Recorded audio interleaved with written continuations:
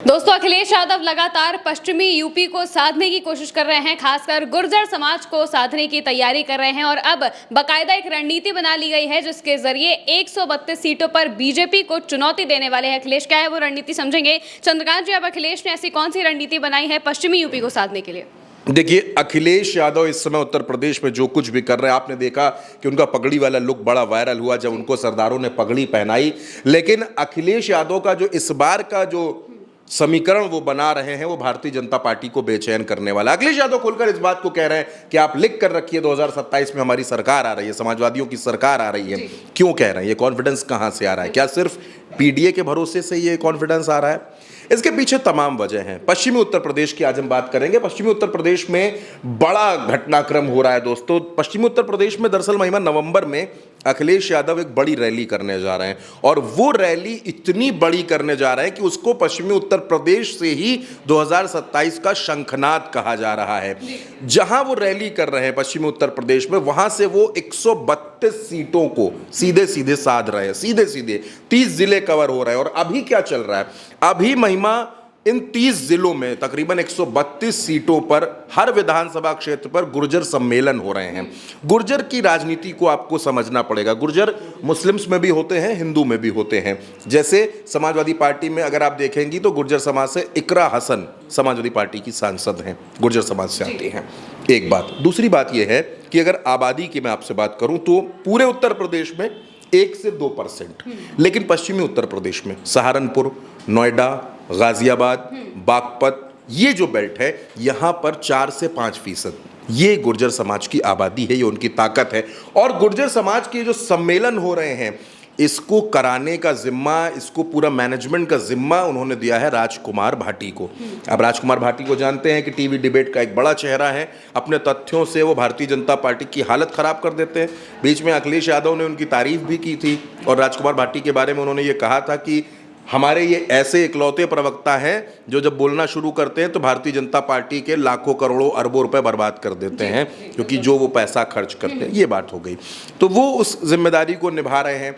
आप ये देखिए कि अखिलेश यादव पीडीए समाज को एकजुट करके अपने साथ लेकर चल रहे हैं। एक तस्वीर मैं आपको और दिखाना चाहता हूं। इस तस्वीर को आप ध्यान से देखिए।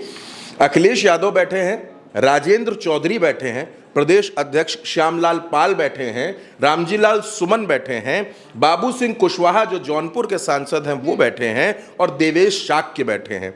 बीच में अखिलेश यादव बैठे हैं। ये पीडीए समाज की एक बड़ी तस्वीर है। ये पीडीए समाज की वो तस्वीर है जो बताती है कि अखिलेश यादव को पीडीए फैक्टर पर भरोसा है।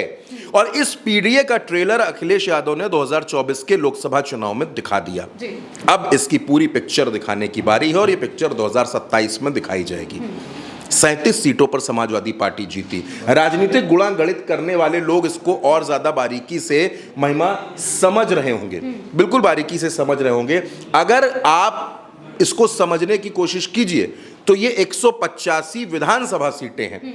अगर आप 37 लोकसभा सीटों को एक लोकसभा में 5 विधानसभा मान करके अगर आप सियासी गुणागणित करने की कोशिश करेंगे तो तकरीबन 185 सीटें हैं और उत्तर प्रदेश में बहुमत का आंकड़ा 202 का है। यानी अखिलेश यादव ने, और उसमें अगर आप ये जोड़ लीजिए कि 6 सीटें कांग्रेस जीती थी तो 30 सीटें वहां से भी जुड़ती है, सीधे सीधे बहुमत नजर आता है। लेकिन अखिलेश यादव एक एक सीट पर इस बार, मैं आपसे फिर कह रहा हूं जिम्मेदारी के साथ, कि अखिलेश यादव पीडीए समाज के लोगों को ज्यादा से ज्यादा टिकट देंगे।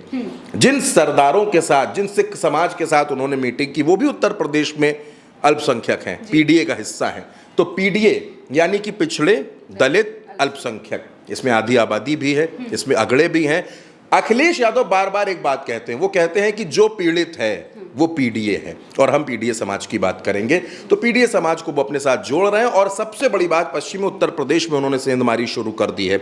पश्चिमी उत्तर प्रदेश में जयंत चौधरी का ग्राफ लगातार गिर रहा है, लगातार लोगों का विश्वास उनके ऊपर से कमजोर हो रहा है। और अब ऐसे में अखिलेश यादव का सक्रिय होना, क्योंकि देखिए भारतीय जनता पार्टी में जो स्थितियां हैं वो आप देख रही हैं। ओम प्रकाश राजभर नाराज, संजय निषाद नाराज, अनुप्रिया पटेल नाराज, बेबी रानी मौर्य चिट्ठी लिख रही हैं, दिनेश प्रताप सिंह चिट्ठी लिख रहे हैं, प्रतिभा शुक्ला मंत्री हैं धरने पर बैठी जा रही हैं, विधायकों में बन नहीं रही है, हेमा मालिनी के सामने विधायक भिड़े जा रहे हैं। तो ये स्थितियां साफ तौर पर समझ में आ रही है कि क्या कुछ चल रहा है। और ऐसे में अखिलेश यादव को उम्मीद है कि भारतीय जनता पार्टी के अंदर मची हुई अंतर्कलह, अखिलेश यादव का पीडीए फैक्टर और पश्चिमी उत्तर प्रदेश को लेकर जो उनकी रणनीति अभी से काम कर रहे हैं वो जिस पर वो रणनीति उनको 2027 में सत्ता जरूर दिलाएगी। बिल्कुल, यानी कि अब रैली के जरिए अखिलेश यादव पश्चिमी उत्तर प्रदेश को साधने वाले हैं और इससे बीजेपी को वो जमकर चुनौती भी देने वाले हैं और आने वाले चुनाव में इससे उनको काफी ज्यादा फायदा भी होगा।